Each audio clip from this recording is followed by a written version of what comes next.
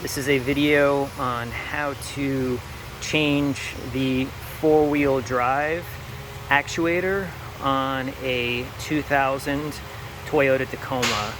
This video is a little different because 2000 was a transition year where they started to shift to the electric system. So this is the pneumatic system for the four-wheel drive actuation. And it's a very simple system. There's only two pneumatic lines. So the actuator mechanism goes into there. And the first thing you want to do is get a 10 millimeter hex driver, and you want to empty the front differential. You may also want to have those new on hand because they are prone to rust, and I had a lot of trouble getting off the old one. After you drain it, you're going to have this mechanism come out, and it's going to be a bit stuck in there because of the different braces and whatnot. And so I managed to get this light sensor off using a 27 millimeter socket, and what that allows for it to slide out of that much more easily than having to wrestle it out. There's only four 12 millimeter bolts holding it in, and then there's one other bolt that holds the pneumatic lines. You also want to pull off the two pneumatic lines. And so this is the whole assembly with the fork installed. This is the actual actuator that I removed. This one's diaphragm was kind of shot.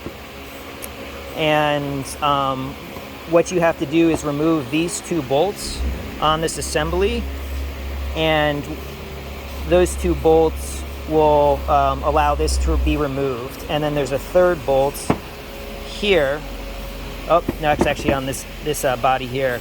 So you remove this bolt, and what that does is it gives you access to this pin, and this pin is what holds that fork onto that tubing. So once you pull out this whole assembly with this light sensor removed, you remove these two bolts, you install this. You're going to need self-packing, seal packing, in order to create a nice seal to the engine or the front differential. And also you're going to be using 75 W90 gear oil in order to fill the system back up once you're finished switching them out. But otherwise, it's a fairly straightforward job once you kind of know the little tricks. And I'm putting this together because I couldn't find a good video for this online. And of course, the 27 millimeter combo is essential to getting off that light sensor.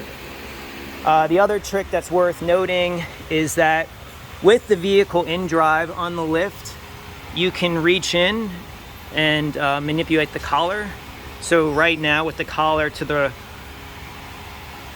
passenger side, you can see that when it's in drive, the wheels don't spin when I spin the drive shaft. But once I reach in there and shift this over,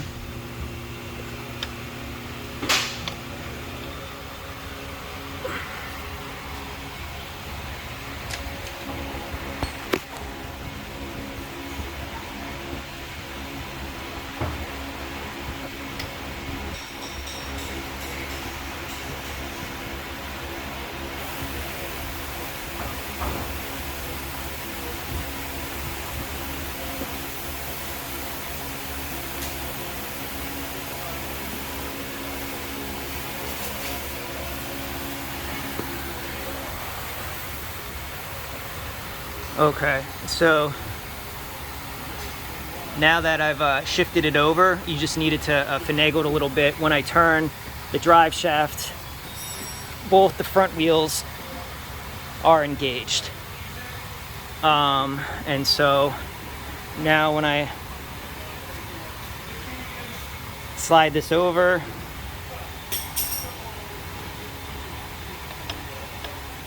it's disconnected the front differential. And so that's it.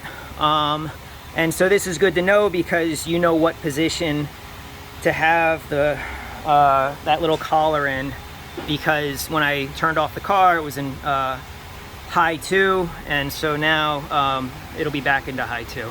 So I hope this was helpful, and good luck with changing out your actuator.